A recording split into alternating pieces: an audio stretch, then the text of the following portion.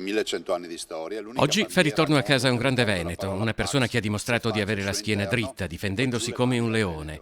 Il presidente della regione Zaia è stato tra i primi ad esprimere soddisfazione per il ritorno in Italia dell'imprenditore veneziano Marco Zennaro, una notizia bellissima a conclusione di un incubo in Sudan lungo 361 giorni. Anche i consiglieri regionali del Partito Democratico Veneto hanno salutato il ritorno a casa di Marco come un giorno di festa.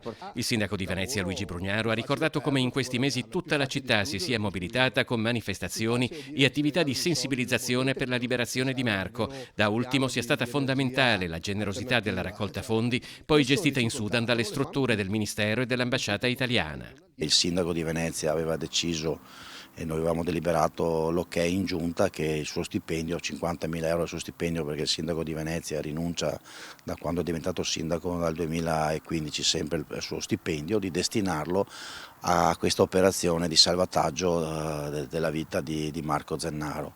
Il primo saluto del comune a Marco Zennaro è stato portato dal vice sindaco Andrea Tomaello e dalla presidente del Consiglio Ermelinda Damiano allo Stadio Olimpico di Roma.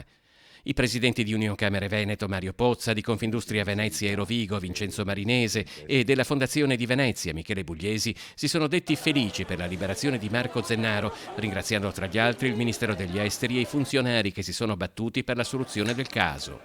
Sappiamo che per Marco saranno giorni di grandissima gioia questi e ci associamo a lui e non vediamo l'ora di poterlo riabbracciare. Questo tessuto di imprese che cresce ha dimostrato solidarietà anche in questa vicenda e questa per noi è un motivo di grandissimo orgoglio.